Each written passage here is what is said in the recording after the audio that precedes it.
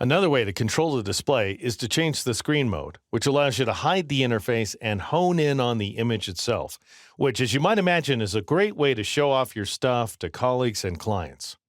Notice way down here at the bottom of the toolbox, we have this option that once again has a little triangle in its lower right corner. If you click and hold, you'll see a flyout menu of screen modes, starting with the standard screen mode, which is currently active. If you switch to full screen mode with menu bar, you'll go ahead and hide the titles along the top of the image window, and you'll also hide the scroll bars that surround the image, which gives you more room to see the image on screen.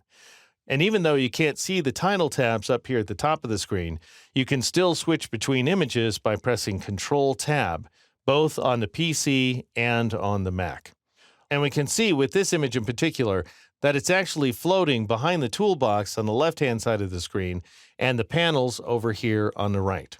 If you want to hide everything, then go ahead and click and hold on that icon once again at the bottom of the toolbox and choose that final option, Full Screen Mode. At which point you'll probably see an alert message, but I'm going to tell you what's going on. So just go ahead and click on Full Screen so that you can see the image all by itself with no interface whatsoever. But once again, you can do anything you want inside of the image. For example, you can press the space bar in order to get the hand tool and drag the image around. You can press and hold the Z key in order to get the zoom tool and click inside the image in order to zoom in. And you can also press Control-Tab in order to switch from one image to another. Now, of course, the question becomes, how do you get the interface back? Well, all you have to do is press that same key that we used in order to reset our view in the previous movie, and that's the Escape key. And as soon as you press Escape, you'll bring back the full Photoshop environment. You can also switch screen modes from the keyboard just by pressing F for full screen. So if I press the F key once, I switch to the full screen mode with everything but the outline of the image window. And then if I press the F key again, I go ahead and switch to the full-on full screen mode. And then to return to the standard mode, just press F again. You also have the option of hiding just part of the interface, and you do so by pressing the Tab key. And notice as soon as I press the Tab key, I hide the toolbox on the left side of the screen, the options bar up here at the top of the screen, and the right side panels. But I can still see the menu bar up here at the very top, as well as all of my title tabs. To bring everything back, just press the Tab key again.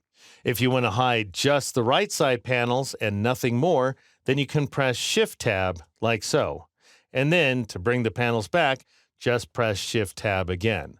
And so I stress, if you accidentally press the Tab key or the F key or anything like that, you just have to press that key again in order to bring everything back.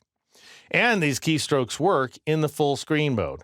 So if I press the F key a couple of times in order to switch to that absolute full screen mode, I can press the Tab key in order to bring back the toolbox and the options bar and my right side panels. And then I can press Tab to make them go away again. Or I can press Shift-Tab just to bring back the right side panels and then press Shift-Tab to make them go away. Another way to work is to hover over the left-hand side of the screen in order to temporarily bring up the toolbox. And then I could go ahead and switch back to the hand tool, let's say, so that I'm no longer seeing that rotate view tool. And I can hover over the right-hand side of the screen to see the right side panels. To make the panels go away, you just move away from that side of the screen. And now, just so that we have the least intrusive cursor possible, I'll go ahead and press the M key to switch back to the rectangular move tool, and I'll move it down here to the lower right corner. And that's how you switch between the various screen modes, including absolute full screen, here inside Photoshop.